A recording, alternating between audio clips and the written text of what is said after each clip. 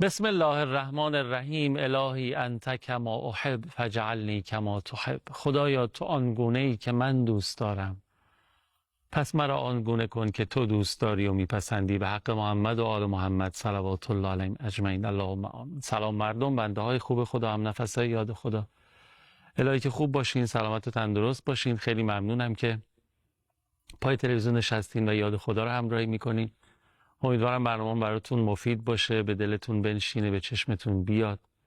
امید فراوان دارم که این اتفاق بیفته، چون بحثمون بحث اخلاق در قرآن هست. یک موضوع خیلی خیلی مهم و کاربردی و اثرگذار، مخصوصا که همراه شده با بیانات دلنشین متخصص و بلد راه برنامه‌مون حجت الاسلام المسلمین ابراهیمی عزیز، که خود من مترصد اینم که انشالله شروع بشه فرمایشاتشون و گفتگومون و بهره‌مند بشم. ممنونم که دل میدید به برنامه خودتون. بفرمایید. محمد وعلى آل النبی. اللهم صل علی محمد و آل محمد و عجل فرجهم. سلام علیکم و رحمت الله. آقای ابراهیمی عزیز، خوش آمد. سلام علیکم خدمت شما و همه بینندگان محترم که محضرشون هستید. زنده باشید. در خدمت شما هستیم. زنده باشین. خدمت از ماست و خوشحالیم از این بابت که خدمت شما هستیم. خب، ما 3 جلسه خدمت شما بودیم درباره موضوع اخلاق از نگاه قرآن کریم. منتها شاید ما توسط برخی از بیننده هامون متهم به این موضوع بشیم، اتهام که ها شما گفتین از روز اول که میخواین راجع به اخلاق در مورد صحبت کنید، اما تقریباً بیشتر زمان 3 برنامه‌ای که ما از شما دیدیم توی روزهای دوشنبه اختصاص داده شده به موضوع زن و عفاف و حجاب. آیا همه اخلاق فقط همینه؟ اگر ممکنه به این بهانه، به نظرم یه فلشبکی، حالا اصطلاح تلویزیونیش، که مراجعه داشته باشیم به آنچه که تا به حال تو برنامه هم داشتیم، بد نیست برای کسانی که از ابتدا بیننده نبودن. بحثی که ما داشتیم به این صورت بود که بحث اخلاق تو بستر معاد و آخرت معنا پیدا میکنه و امتداد داره و آدم پای هزینه های او هم میسته و هست. این بحث اخلاقی کانون و منشأ شکل گیریش کجاست؟ میگیم خانواده. میگیم خب چرا خانواده؟ میگیم بخاطر اینکه تو خانواده یک عنصری هست، یک رسولی هست به عنوان رسول بیت، به عنوان حکیمه بیت، که او تو اون بیت مربی اصلی اخلاق توی خانواده است. حالا چرا او مربی اخلاقه؟ مثلا چون این خیلی نکته لطیفیه ها، چون مثلا رفته مثل این کسایی هستن که میدونم مثلا آقا تو مدیتیشن خودشو مثلا خود ریلکس کنه. حالا این کلمات خوب نیست من به کار ببرم، ولی مثلا امروز معروفه دیگه. مثلا خودشو خورده حالشو خوب کنه، از این گروه های شرکت میکنه که مثلا هی به خودشون تلقین میکنن من مثلا صبورم. من آیا چون مادر مثلا یوگا کار میکنن؟ آره این کار این شکلی، چون مثلا مادر رفته ظرفیت داره بره تو این گروه ها کار کنه. قرآن میگه نه، من اصلا اینجوری نگاه نمیکنم. من به مادر نگاه من نگاه توحیدیه. یعنی چی نگاه توحیدی؟ چیکار کنیم نورانی بشیم؟ یک روشی که برخی از آیون، حالا من اسم نمیبرم، آیونی که قبل از اسلام بودن ها، از فلاسفه و اینا، اونا یه روشی دارن برای این که اون دیواره نورانی بشه، اون آدمه نورانی بشه، حجابه رو برداره. روشه چیه؟ میگن ستونو بساب، شروع کن روی این رذیله کار کردن و سابیدن این رذیله، کلنگ بردار، تلاش کن و هی با این درگیر شو، دعوا کن فلان، تا این رذیله رو برداری و دیوار چی بشه؟ نور. این یه روشه که من نمیخوام وارد شدن روشی کیاست و برخی از بزرگواران مثلا ما هم کتاباشون تو این فاز اومده جلو پرداختن، تو این جزئیات نمیخوام برم. یه روش دیگه هم هست که اصلا این هزینه ها رو نداره، یعنی هزینه کلنگ بگیر و سالها تلاش کن که دیوار رو بسابی و نمیدونم حالا ریشه کبر رو کندی، حالا برو بعدی، حالا برو بعدی. یه روش دیگه هم هست که اصلا این هزینه ها درش نیست. اون چیه؟ اون اینه که آقا شما یه نور دیگه بیار بین این دیوار و خودت روشن کن. اینجا نور، اگه به جایی که دیوار رو بکنی نور رو جابجا کن. یکی اینکه دیوار میکنی، خب دیوار رو بکنی که بعضی از اینا اصلا از پسش آدم بر نمیاد. به جای اینکه این کار رو انجام بدی نور رو جابجا کن. یعنی چی نور رو جابجا کن؟ یعنی اون نور رو اگه بگیری اینجا، دیگه رو دیوار هیچ تاریکی و ظلمتی نیست. ببخشید، یه منبع نوره، یه مانع است، اینجا منم، حالا من دیوار دیگه فرمودید به جای دیوار من. شما میگین که به جای اینکه این مانع رو هی باش ور بری بخوای تراشی خرابش کنی و منو چقدر طول بکشه نشه بشه و اینا، شما اون منبع نور رو جاش عوض کن، بیار توی زاویه‌ای که اصلا این مانع دیگه نباشه. بیار این بره. خب یعنی چی؟ تو بحث معارف توحیدی و قرآنی که خود قرآن یکی از مصادیق مهم اون نوره. این پیغمبر چگونه جامعه ظلمانی جاهلی رو ظرف 23 سال تبدیلش کرد به جامعه مدینه الرسول با روشن کردن این همین نور توحید که در این قرآن جلوه کرد. خود توحید و نور توحید و لوازم اون باعث میشه که تمام سیئات اخلاقی هم از بین بره.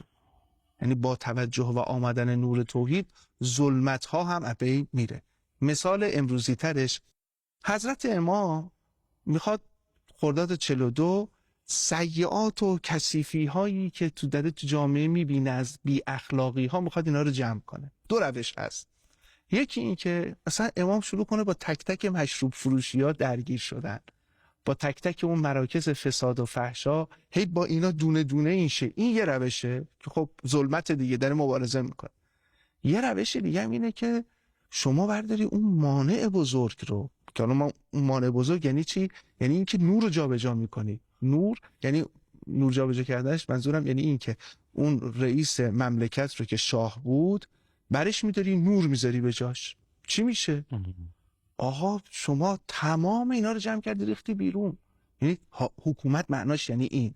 حکومت یعنی جابجا کردن نور. و چقدر از این سیئات اخلاقی جمع شد رفت. من فکر کردم اون مانع یعنی حکومتی که حکومت جوره، اون یه مانع. نه، اون رفته جای نور رو گرفته. اونجا جایگاه نوره و یک عالمه چیه؟ سایه و مثلا سیاهی و اینا تو کف جامعه هست. حتی مثلا برخی از بزرگواران تو خاطراتشون هست دیگه، حالا اونم نمیخوام اسم ببریم، مثلا دغدغش این بوده که چرا سر کوچهشون مثلا قمارخونه است.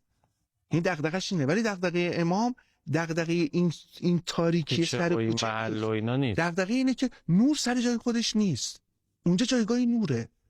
اونجا جایگاه نوره. چون که اگه او درست بشه سر کوچه هم درست میشه. یعنی زاویه نور درست بشه این شکلی، زاویه نور که درست بشه خیلی از اینا برچیده میشه. ولی حالا نکته اینه که زاویه نور تو رأس هرم درست شده. اگر الان مثلا شاید بینندگان عزیز یا کسی مثلا اشکال بگیره که خب هنوزم که بعضی جاها ظلمت هست، ولی اون جایگاه درست شده، ولی بعضی از جایگاه ها هنوز این نور جایگاه خودش قرار نگرفته دیگه. چرا قرار نگرفته؟ سوره مبارکه نور به همین داره اشاره میکنه. به خاطر اینکه وقتی آلودگی رو دامن میزنن، وقتی خانواده رها میشه، رأس هرم نورانیه، ولی بقیه مراکز چی؟ بقیه جاها چی؟ و این چیزی باید درست بشه. میگه این نهاد خانواده است. پس به این دلیله که ما داریم به موضوع زن و حجاب و حالا نکته‌ای که تو بحث اخلاق ما اومدیم سراغ خانواده، میگم که ما اگر زاویه نور رو تو جامعه درست کنیم، خیلی از سیئات اخلاقی رخت بر می‌بنده میره. زاویه نور کجاست؟ خانواده است. اگر اینجا نور جا بگیره، درست بشه، یه جایی قرار گرفته که دیگه همه از این نوره بهره مند میشن، یعنی از محاسن اخلاقی. و اگر اون هزینه هایی که NGO و فلان و بیس اصلا اونا لازم نیست. تو جایگاه نور رو درست کن، زن جایگاهش درست قرار بگیره. و خود تو همون قانون خانواده هم اگه باز بیایم تو منبع نور مادره. احسن. که اونا این حتی تیرشون به سمت اینی که این چراغو بشکنن. یعنی اینی که انسان این قابلیت رو داره. من همیشه میگم یکی از وجوه شگفت انگیز انسان که خدا وقتی آفرید گفت فتبارک الله احسن، حالا اونا گفتن بابا این خونریزه، گفت من یه چیزی میدم شما، اینی که این وجود در عین حال هم قابلیت اینو داره که به اعلی علیین برسه، از فرشته ها و ملائکه و اینا سبقت بگیره، هم قابلیت اینو داره که اسفل و سافلین برسه و وجود زن در این هر دو کاملا مؤثره و این خیلی عجیب. یه فاصله بگیریم و برگردیم خدمت حاج ابراهیم باشیم. اللهم صل علی محمد و آل محمد و عجل فرجهم. منم خدمت استاد ابراهیمی عزیز مثل شما هستم و سراپاگوشم تا بازم با توجه به آیات نورانی قرآن کریم تبیین بکنن موضوع اخلاق رو که بر اساس فرمایشاتشون تا به حال نقطه کانونی و تأثیرگذار در موضوع اخلاق وجود زن هست. بله، خدمتتون عرض می‌کردیم که اگر می‌خوایم با بی اخلاقی ها مبارزه کنیم و اگر می‌خوایم نور اخلاق و خوش اخلاقی در جامعه پدید بیاد، میگه باید نور توحید بیاد. این نور که بیاد همه ظلمات رو برمی‌داره میبره.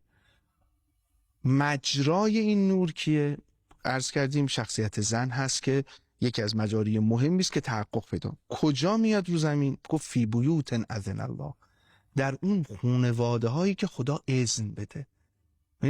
اینجوری نیست که بگیم خانواده اگه کنار همدیگه، مثلا حالا تعبیر دوره استاد جوادی رو میگم، نر و ماده کنار همدیگه جمع شدن و مثلا بچه دار شدن اینا، این شد خانواده. نه، اینجا اذن الله نیست. خانواده شاخصهایی داره تو قرآن.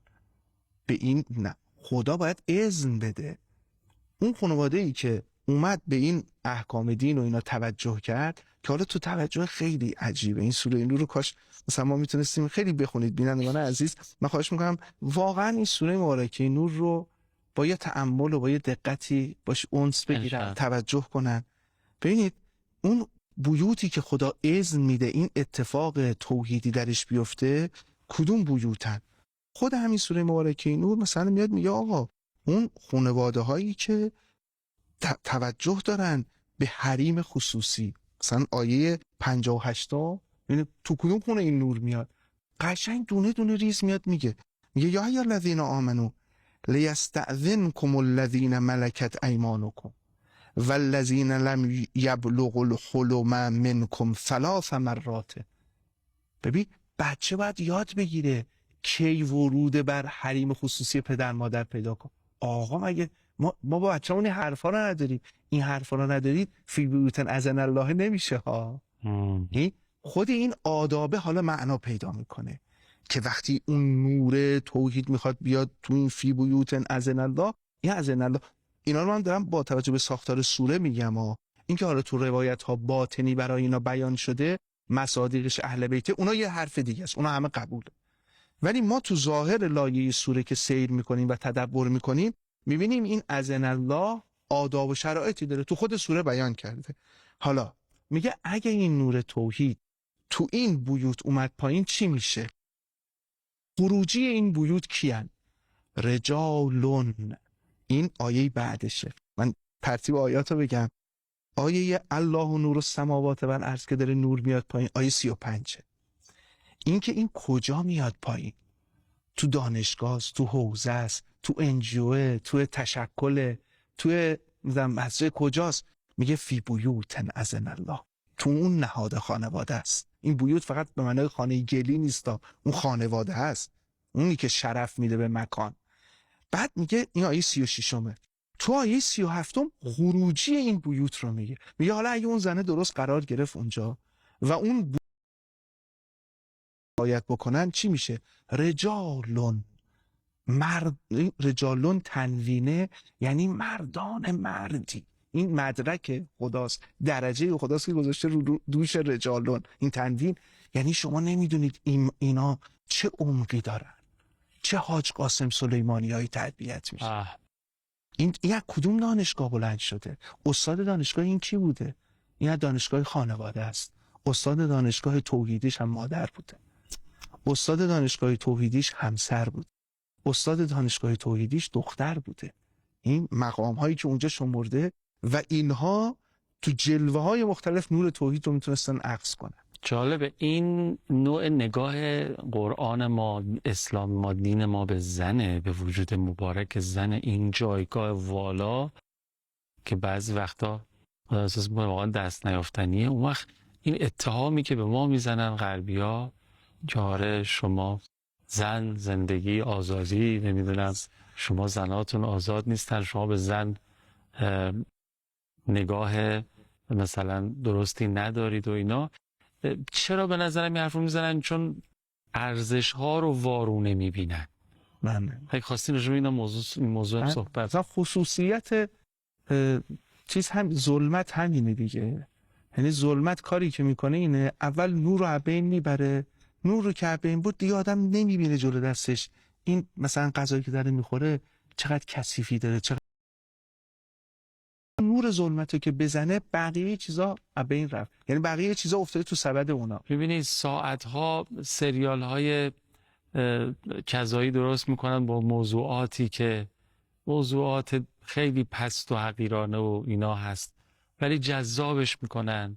ارتباط هایی که بین مثلا تو شبکه‌های ماهواره‌ای با توی انواع اقسام این نرم افزارهای پیام رسانی که حالا تصویری و غیر تصویری هست، اینا با القاءاتی میکنن نیازهای کاذبی که درست میکنن برای زن یک خانواده ایرانی. دنبال جذابیتت باش، دنبال زیباییت باش، دنبال نمیدونم آزادیت باش، دنبال چی مثلا تبرج و خودنماییت باش. حالا تو سوره احزاب یه فاز دیگه هستن. دنبال اینا باش، اینا رو ارزش برای اون جا بندازن که در نهایت خانواده رو بگیرن، چون میدونن خانواده چه برکاتی دارن. خیلی عجیب. بعد اینجا میگه رجالون، مردان مردی میان بیرون، نه اینکه اینا عارف باللهن فقط، نه لا تولی.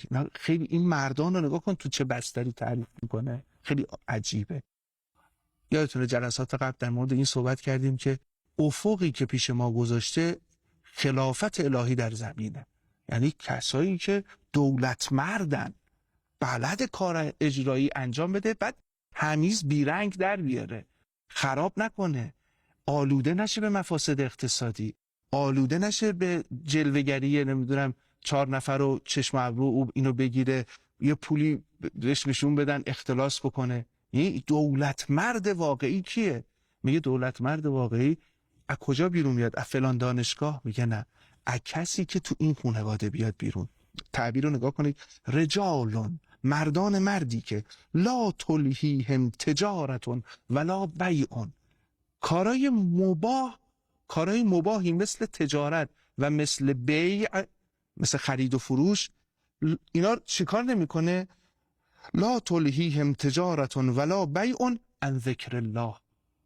اینا یه جوری تو این خانواده تربیت شدن، هیچ موقع تجارت و پول و اینا رو یاد خدا غافل نمیکنه. فلان مسئول فلانی چرا یاد خدا غافل میشه، مفسد اقتصادی میشه، خدایی نکرده دست اندازی میکنه به بیت المال، دست درازی میکنه، زیرمیزی و رومیزی میگیره. به خاطر چیه؟ به خاطر اینکه این اونجایی که باید نور توحید رو میگرفت نگرفته دیگه، رجالون نشده. به خاطر همین تجارت و بیع اینو میندازتش زمین. بعد تجارت و بیع اینجا حرام نیست، مباهه. ولا بیع و اقام الصلاة و ایتاء الزکات یخافون یوما تتقلب فیه القلوب والابصار. یه همچین مردانی. بعد اینجا آدم میبینه که اهمیت خانواده، اهمیت شخصیت زن برای چی؟ برای همچین جامعه اخلاقی. این بحث ما اخلاق بود دیگه. بله. آقا آدمای با اخلاق میخواین، دزد نباشن، دستکش نباشن، سست نباشن، شل نباشن، خدا بترسن، نه از امریکا. میگه اگه دنبال همچین آدمای آرمانی اخلاقی رجالون هستی، اینا تو فی بیوتن در میاد. تو بیوت هم حالا تعبیر، من یه تیکه آخر آیه نور مون اینم بگم و حرفم تمام. میگه اگر اون زنه اونجا خوب قرار گرفت، یکاد و زیتها یضیء، اینجا دیگه نیاز به نار نیست تا با نار به اون نور نشون بدی. زیتش نورانیه بدون نار. یعنی مثلا تصور کنید بدون اینکه آتیش، تصور امروزش اینه مثلا ما گازو باز کنیم بدون اینکه آتیش یا کبریت یا فندک بزنیم به گاز، خود شعله گازش رو کنه نور دادن، اصلا نمیشه. این تناقض تو ذهن ما میگیم نمیشه، این حتما باید آتیش باشه. میگه این شکلی نیست. خود زیته اینقدر این شفاف شده، این زن این داره نور میده. بعد چی میشه؟ ولو، بعد جالب خود خدا اشاره میکنه ولو لم تمسسه نار، اصلا نیاز نیست نار بیاری، این لمس و مس نار بخواد بکن، به نار نیاز نیست. اثبات خدا نمیخواد. دقت بفرمایید، اثبات خدا برای کسی میکنن که غایبه از حضور خدا. چون غایبه میگن استدلال کن تا با استدلال شاید حضور پیدا کن. ولی کسی که حاضره که نیاز به استدلال نداره که آقا من دارم میبینم. میگه انقدر این کیفیت توحید بالاست ولو لم تمسسه نار، اصلا نیاز به این چیزا نیست. خدا رو بر من باید تو اثبات کنی. اصلا همین که این حرفا میزنه میگم که ای خدا، دانشگاه خانواده دست رفت، این داره یه حرفا رو میزنه. خیلی ممنونم، دست شما درد نکنه. خیلی زهرا سلام الله علیها. خیلی ممنونم که برنامه خودتون رو تماشا کردین. الهی که هممون متخلق به خلق و خوی نبوی و علوی و فاطمی باشیم که اگر اینطور بشه مخمون امتداد معنا پیدا میکنه، نه فقط برای خودمون و خانوادهمون که همینطور برکت پیدا خواهد کرد و اطرافیان و دیگران هم انشاءالله از این نور بهره‌مند خواهند شد. التماس دعا یا حق. خداحافظ.